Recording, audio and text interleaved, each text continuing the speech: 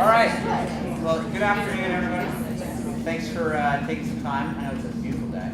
My name is Nina Magon. I'm Director of Marketing here at Universal Furniture, and if it's your first time in the space, welcome. If you're coming back, welcome back. So there's a lot to see. The showroom itself is 115,000 square feet. We have a number of new things going on. In the atrium area, you'll find a new designer's lounge that we've teamed up with Krypton, Moore & Giles, and Design Manager. So be sure to use that as kind of a pit stop during the week. There's some fun giveaways, some fun things happening there, including a new beauty bar for touch-ups for hair and nails. Makeup, not nails. Makeup, sorry. So there's that. And then for us, too, we've also launched a new collaboration with Nina Magon, who's a Houston-based designer who you'll be hearing from today. And our collaboration is on display on the third floor. So after this chat, we certainly encourage you to go upstairs and check it out. I hope you like what you see. So welcome again. In addition to Nina, who's going to be chatting with us about the European modern aesthetic here in the United States and its emergence, we're also pleased to have Pamela Giacarino, who's the founding editor-in-chief from Lux. And if you're not familiar with Lux, it is a fantastic magazine. I'm sure you all are. We've been a proud partner of Lux for some time now. But Pamela has been there since 2005 and has been instrumental in the growth of the publication as it continues. They just recently introduced two new different categories in terms of different areas of the country in the Southeast. They have some special issues, Sarasota, the Hamptons. So very, very pleased and very excited to see what they have. In addition, Pamela also does some speaking sessions like this across the country and continues to help, I think, with the evolution of the magazine. So with that, and prior to joining Sandow in 2002, she was the executive editor of the LVMH Group. So Pamela has been, she was gracious enough to give some time today and wanted to introduce Nina. And I think if you don't have a glass of champagne, it's close to 5 o'clock, so it's 5 o'clock somewhere. It's 5 o'clock somewhere. So 5 o'clock somewhere. Feel free to grab one if you have not. Thank you so much. Happy Market, everyone. It's great to, I love Market. You know how much I love Market, which was, for those of you who don't know, Salone, the Milan Furniture Fair, is taking place. We have a team going Sunday. So I had a decision to make. Should I go to Milan, Italy, or High Point? And I'm like, I'm going to go to High Point. And I sent another editor to Milan. That's how much I love really truly being here at Market.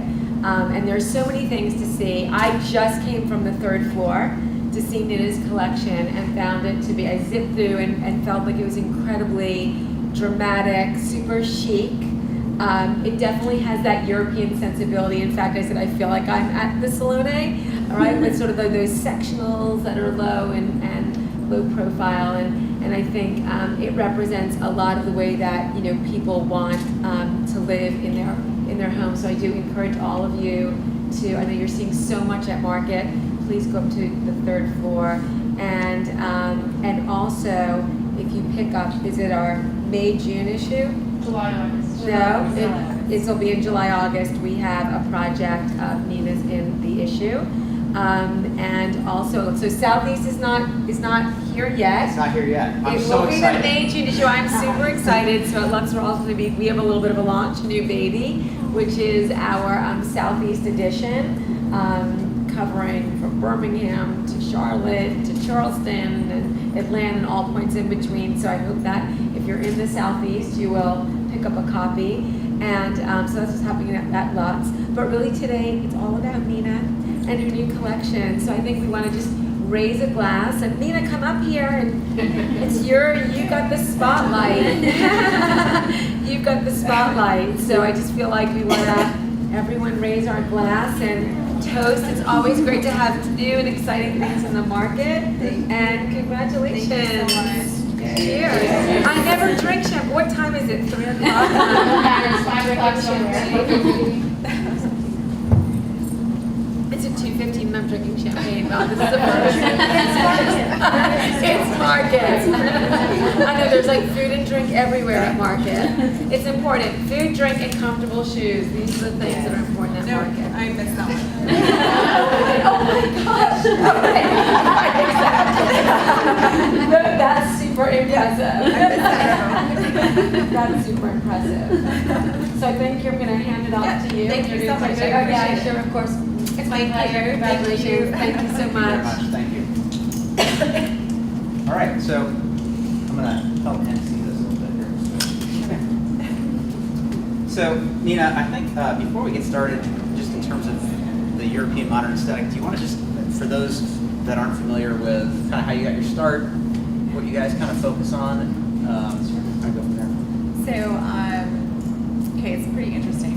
I am actually an economics and finance major from Southern Methodist University in Dallas, Texas. But, I'm sorry? Oh, Oh, is this on? No. So It is. technology. I'm going to shut that off. And now we're going to turn it on. Now we're going to turn it on. Okay. Can you hear me? Yes. Still a little hot. Is it okay? Okay. Okay, so I was just saying, I'm an economics and finance double major from Southern Methodist University, who always had a strong affinity for something creative. I thought that creativity would have come through fashion. So I went and started studying fashion design while I was attending SMU. And I did fashion for a little bit, and when I was 22 and graduated, I opened up a European lingerie store. I don't know what is me with European. I opened up a luxury European lingerie store in competition against Nordstrom's. So Victoria's Secrets had not renovated their stores at that time, so I thought that I could do something very unique against Victoria's Secret and bring in this international flair. I did that for 2 years, and I was actually more interested in the design of my store than I was in the lingerie that was inside of it. And so then I discovered that there was even such a degree as interior design. And I opened up my company at the same time as I was taking interior design class at the Art Institute of Houston. And I never looked back from that point on. I found my passion, and I eat, breathe, and live interior design, and that is what I do. And just, the mic is still a little hot. So, and before we talk a little bit about your design work. It spreads across both residential and hospitality, correct? So we do, at this point now, we do luxury residential, hospitality design, commercial design. We just got into multifamily. So anything that has to do with real design, meaning super creative, we don't do anything basic, we're not interested in basic design. Anyone who's looking for something different and unique, that's what our firm specializes in. So talk about kind of the difference then between what maybe here in the United States people think of as modern and kind of your take on modern, which is this more European aesthetic, and kind of the differences between those two. So I think that, I think modern is a very loose term.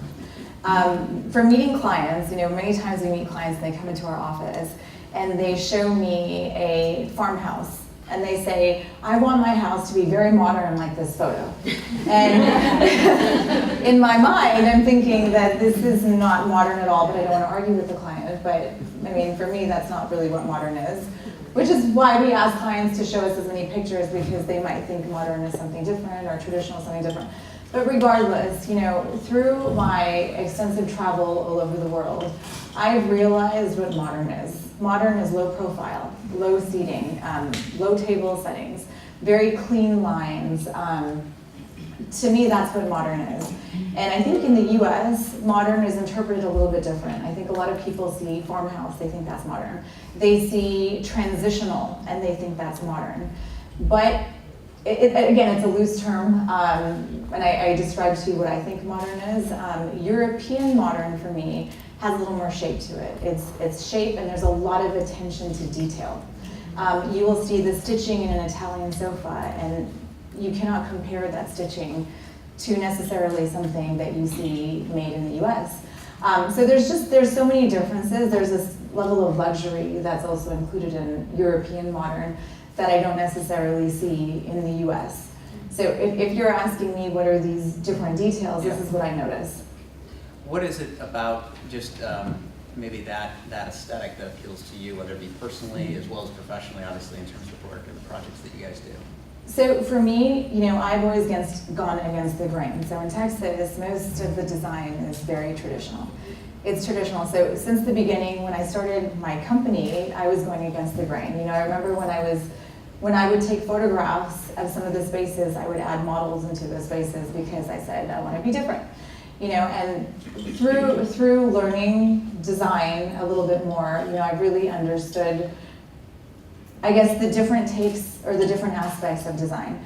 And for me, okay, tell me your question one more time. Well, yeah, no, I'm going on and on. What are maybe some of those key elements or pieces that, why is it that European modern has appealed to you? Okay. Maybe personally, as well as showcasing it in the project? Because it's different. Because it's different, and you don't see it a lot in the US. When I went to Salone, which I've gone to a couple of times, you see the level of design and the level of what modern really is. And this European modern, this low profile shapes, this high level of design is very attractive to me.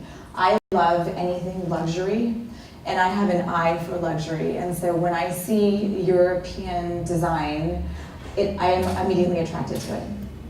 And talk a little bit about I think a lot of people think of this new aesthetic, or an aesthetic that's emerging here in the United States. Do you feel like this is a look that is, able to be, obviously you're in Houston, but do you think it is found in different parts of the US more often than not, or do you think it also has the opportunity to be, anywhere? I think that it has the opportunity to be anywhere, but you will see it more in fashion-forward cities, such as New York, LA, Miami, and that's where they're grasping onto this idea a little bit more. Modern to me is it's just such a beautiful style. It's a lifestyle. It's the way you live. It's a clean lifestyle. And when you live modern, you live different than you live in traditional settings. How has, we talk a lot about, just our design team, they travel to Europe looking for trends, looking for, insight in terms of where the next thing might be coming from. And I think we see this, we've talked about this in terms of whether it be, fashion, whether it be, furniture, whether it be cars, all these different things. But how do you approach, inspiration and maybe looking to Europe for some of the projects that you work on here in the United States? And I know you do projects all over the world as well. But.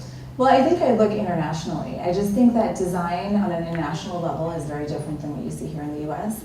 And travel, for me, is one of my biggest inspirations. That's how I really learn about what design can be.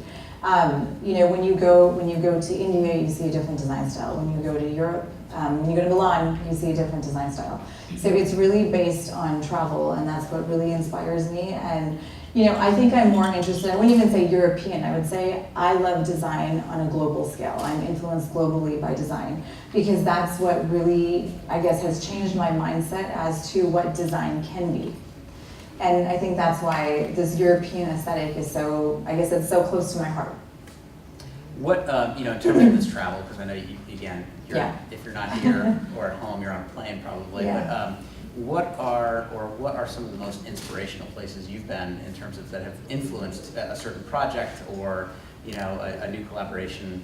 What are some of the things that you've seen across the world that really kind of stuck out as wow, that's totally different?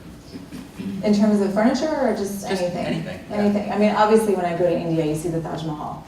I mean, that's something that's so unique, the marble, the way that the level of detail that you see in these architectural buildings is incredible. I've recently been going to Abu Dhabi. I have a client in Abu Dhabi, and we went to the mosque over there, the Grand Mosque. Unbelievable. I mean, just again, it's the level of detail that these workers are putting into these buildings. You would be paying a fortune if you were trying to build that kind of building here in the US. The price would probably quadruple to do something like that. But it's just so different. It's very different from what you see here. And once you experience that, it's very hard to appreciate anything other than that. One of the things I think that has stuck out with some of the recent project that you worked on in Houston was that contrast of the bones of a home, being very traditional. And we're seeing some of these photos as well as some of the new stuff that we've worked on. But How does that play a role? I mean, you know, in a sense that you can have a very traditional setting, one that you might find in Europe or in Houston, and then this contrast of some of these pieces that you go out and select, and just the inside of the home being so very different maybe from the out. Can you talk a little bit about how that contrast came to be and what maybe was the inspiration behind that? So we recently did a show house in Houston, and it was actually with Interiors Texas magazine. And that show house, it's an 11,000, so everything's big in Texas, so it's an 11,000 square foot home that we completely gutted and renovated. So the house was dark, it was dingy, it was a brick house from the outside. It looked like crap. It wasn't attractive. We all thought it was a haunted house because it had a circular window on this pitched roof. It was just very scary. But when you walk into the house, there was a lot of good things about the house. It had beautiful columns inside the house, arches, the moldings were incredible. And so we decided to take on this home and completely renovate it. So we left all the original moldings, which were very beautiful architecturally, and we ended up, the whole house became light. There's no windows in the house. We added windows for light. We added a super modern kitchen in the mix of this super traditional architecture. And then we paired it with Minotti furniture from Italy. So you can just imagine this contrast of the modern against the traditional background created this instantaneous depth to the design. You know, a lot of people feel when they see very modern homes, oh, this is too cold, it's too stark, I can't live here, it doesn't feel warm. But I think what people need to understand, it's not modern that's making the house not feel like a home. It's you not accepting it. That's not making it feel like a home. Because in Europe, people swear by this modern style. And if you want to add more depth, that's what we did in this house, where we wanted to show Houston, hey, if you don't like modern, then do you like this? Which is traditional architecture mixed with this modern furniture to create this super luxury feel. Like that's the kitchen. So the kitchen location actually changed in this house too because the whole house is feng shui.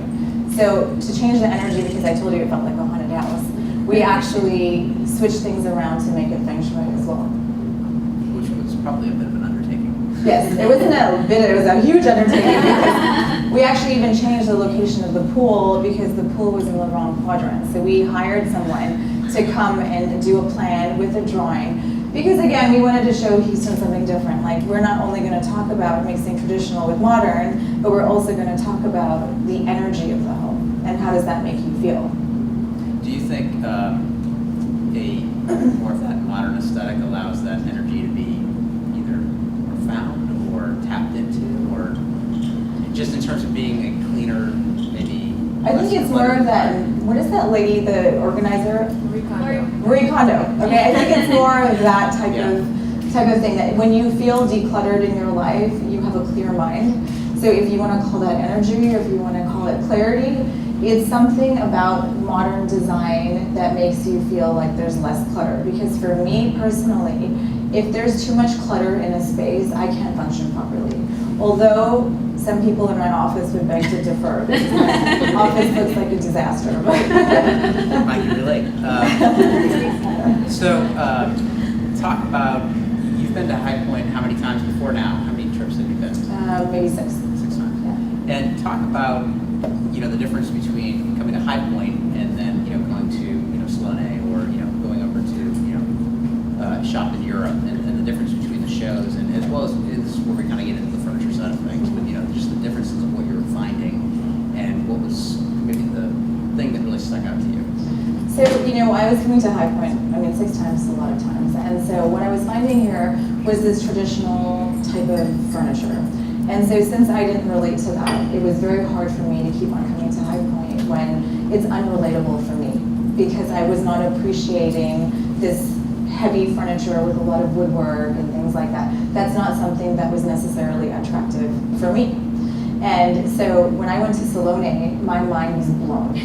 I had never seen a show like this, even from the entrance of going into Salone and going up this big escalator into the actual building. There's nothing, I've never seen anything like this. First of all, you were hearing, I don't know, probably 100 different languages all around you. There are people from all over the world who are coming here to either display product or to come and look at and appreciate product. The level of technology that I saw. I went and saw a kitchen, you press a button, the whole kitchen opens. You press one button, the entire kitchen closes. It's just, I went into the Fendi Casa showroom, and in Fendi, we were just talking about this with somebody, but there was a sofa that's a sectional that you press a button, the whole sofa opens up. You press another button, the sofa closes. It's just the attention to detail. These pieces are not just furniture pieces, they've been architecturally designed to perfection. And that's when you really appreciate this is what is design. Design is not just putting fabric on, some kind of like cushion. Design is something that you breathe, it's what you eat, it's a function of life, and that's what I saw when I was there. And once you've been to Salone, it's very hard to come back. It's very hard to change your mind from what design can be. So you come to High Point. Yeah. And especially in terms of what you were looking for, aesthetically, a little different. And was that kind of at the root of this inspiration of there needs to be more accessibility, more opportunity to more exposure Yes. for this look? Absolutely. So I think that it's not that we don't appreciate European design here in the U.S. It's that I really feel like the exposure has not been here. And so if you were exposed to something like that, the appreciation will come. I think that we're creatures of habit, and so when we see traditional design again and again and again, we start liking traditional design, or you just adapt to it. But if it is exposed here and people actually feel what is European modern, I think that your taste may change. It did for me 10 years ago. My first house was traditional. I designed it, and it was a traditional house. And after I had a professor in my school, and he was from Colombia. And he's the one who told me, why do you like this stuff? Why do you like all these crystals and things like that? And I said, why wouldn't I? It's so beautiful. And he goes, no, you only like it because that's all you know. If I were to expose you to a concrete building that had concrete walls, would you like that?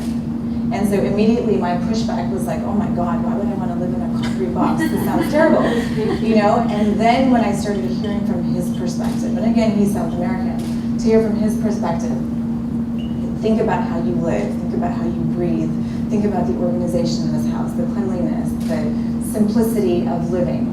Do you like it now? It took me 1 year to like it, but after I liked it, I never went back. That's interesting. Very interesting.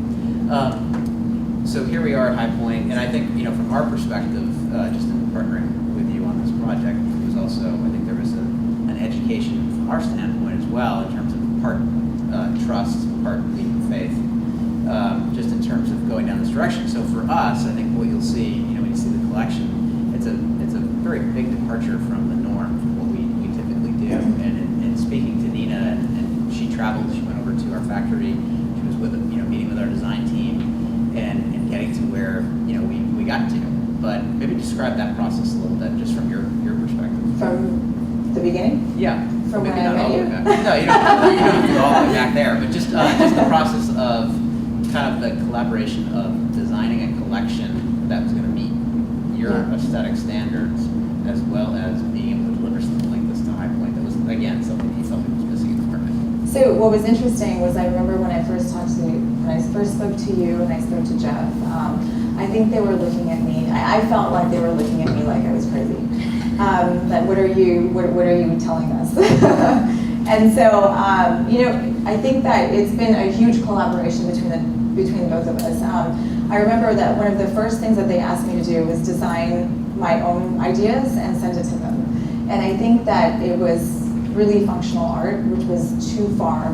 It was too crazy. I think I went a little crazy for them. But the collaboration between the two of us, of them saying that, hey, we need to also design something that's sellable for Universal and also have your aesthetic, they really brought me back to earth and said, okay, Nina, like, I understand what you like, but you need to understand what we can sell. So let's make this a collaboration between the both of us and take some of the pieces and I guess simplify them a little bit. And you know, even I went to Shanghai. I went to Shanghai and I saw their factory, which was the most unbelievable thing I've ever seen. When you think furniture design, you think that you make a piece and you spec out the colors and things like that, and then it's made for you. That's what I thought. That's not how it is at all. So when I went to Shanghai, there were some pieces that had already been made there, and they had a metal engineer, a fabric engineer, a wood engineer. There was an engineer for everything to make sure that the stability and the functionality of the pieces were there. And you know, it was the most incredible thing that I saw was that I would make a change to a piece, and within 2 or 3 hours, I would have that piece back to me with the changes made, saying, do you like it now? Then, no, I don't like this.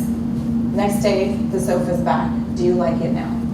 You know, and that collaboration and that kind of response for me was so exhilarating and so gratifying that I have paired myself with a company that really wants to respect what my design point of view is, but at the same time, you know, not departure too far from what they do. Yeah, and that's very true. We only do that for you, actually. The last question I have, just in terms of where do you go, either from a routine standpoint or a travel standpoint, where do you go to kind of be inspired or seek maybe that kind of aha moment, if you will? Salone. I go to Salone.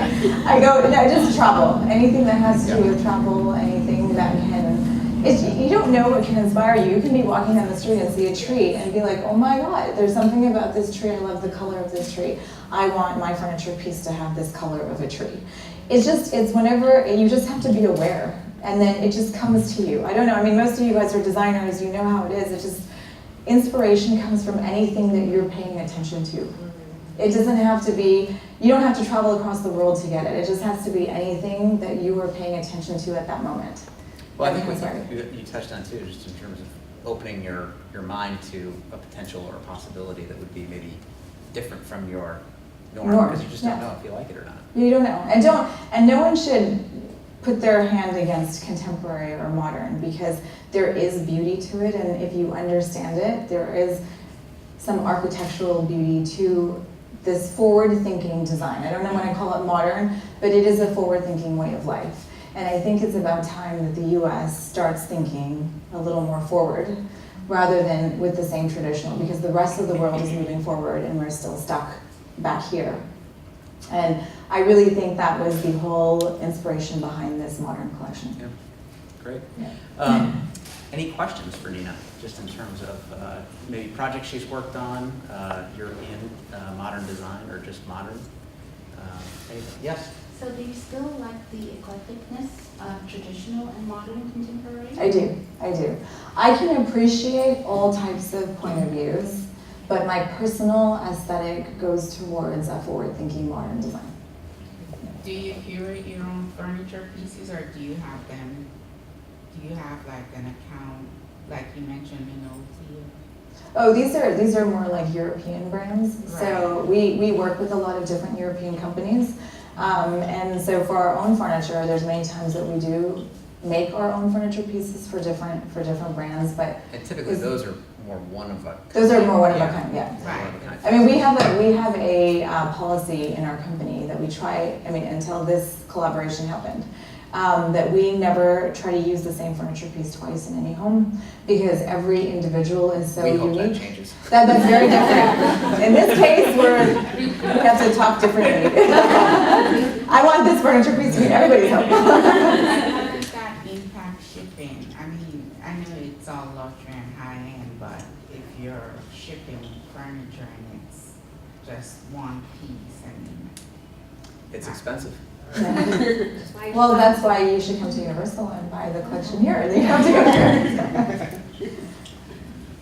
Who else? Yes. Actually, on the shipping portion of it, are you getting your own container and loading it up, or are you just having? Are you referring to No, Universal? when you're buying in Europe, are you? No, we buy through companies, so they have dealers in the U.S., and you buy through the dealer. Okay, so you're not, because there are some brands that don't have dealers in the U.S. Like when I went to Maison, Sure. there was a lot of Portuguese brands and things like that. So you're pretty much only working with brands that have some sort of setup? Not necessarily. Here? No. And if we have to pay shipping charges, we pay them. Yeah, because for us, again, we're dealing with the luxury clientele, so they pay very well. And so if we have to pay for shipping, they'll pay for it. And that sounds nice. I have a question, because I know you work for Saks in Houston. So talk to us about that restaurant. How did that come about, that project for you? The Saks Fifth Avenue Yes. restaurant. So I designed, it's a 9,000 square foot restaurant in Saks Fifth Avenue in Houston, Texas. And they were completely moving their store to a different location, so it was actually a new building. And I'm not sure how I got the project, it was just word of mouth. And I've been very lucky and very blessed with the projects that I've received or that have come to us. But I mean, it was just through a mutual friend who happened to know one of the owners of the restaurant, which was partially owned by Saks. And that's how the restaurant came about. That's so interesting. Yeah. And there's some beautiful pieces in there. The mural on the wall Yeah. there, that's just stunning. Thank you. Yeah. Yes. How big is your team and how many projects do you work on here? Okay, so our team is almost 14 people, and we do, how many projects a year do we do? A lot. We crank them out. So I probably say at least, I can tell you at any one time, we are doing probably about 26 or 27 at an average at any one point in time. And your involvement, is it just much more, you just have a very good team and they check in with you for sort of creative director, or are you very involved? Maybe Tanner should answer that question. She's very involved. I think I'm a little bit of a micromanager, so I'm trying to get away from that. But I think I've worked so hard to build a brand of the firm that it's hard for me to completely let go because I don't want the brand being misconstrued in any way. Mm-hmm. But as the company is growing, unfortunately, I'm having to back myself out a little bit more and concentrate on the business side of it. But I do the creative direction of every single project that walks out of our office. Yeah. Question? So, with your connection with Universal and this brand, will you have a sub-company to offer the luxury Universal line to, it's not your luxury clientele, will you have a Nina 2, or how will you, you are selling the furniture with your name on it, but you also want to sell furniture, so will you have a sub-company? So that's a good question. That's a good question. But I view furniture very similar to how you dress, okay? So this furniture is it looks luxury to me. This looks luxury. I don't think it needs to have a subpar brand. Just the price point is much less, okay? But I don't think the look is any different. So in the way you dress, you can wear Target clothes and put on a Gucci belt and your outfit looks amazing. Okay, why not do that with furniture? I can have one of the Universal sofas in that room, buy a chair from First Dibs, and the room looks like. This is what is design. Design does not necessarily mean expensive, inexpensive. That is not design. Design is understanding the eye and how aesthetically a space should look and pairing it together. And how does that look with the architecture? How does that look with the colors? How does that look with the piece? So I don't think that a sub-brand is necessary because this line can be mixed with anything that I do. And your clientele doesn't expect a one-of-a-kind sofa? They can have a one-of-a-kind sofa and they can have 2 chairs from Universal and it will make no difference because they're paying me for my eye. There. Beautifully put. Beautifully put. Well, excellent. Well, thank you all for taking the Thank time. you. We appreciate it. And if you do want to go, we encourage you to check it out on the 3rd floor. Just stop by the front desk. Oh yes, last question. What's Yes. your social media? Do you have any social media? I do, Oh, yeah. I do. Everything is at Contour Interior. So the name of my firm is Contour Interior Design. Yep. So, yeah. So yeah, definitely check them out on Instagram. You can check out Universal on Instagram as well. And if you do want to see anything, just stop by the front desk. They'll get you set up.